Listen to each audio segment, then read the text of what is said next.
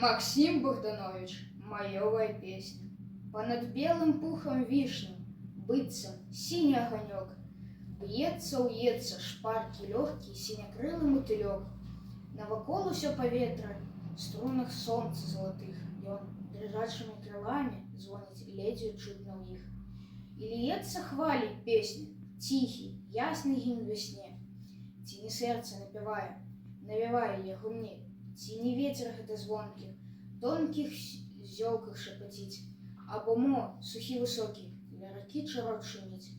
Не панять таго ніколі, не разведаць, не спазнаць, не даюць не думаць зыкі, што ляцяць, дрыжаць, звіняць.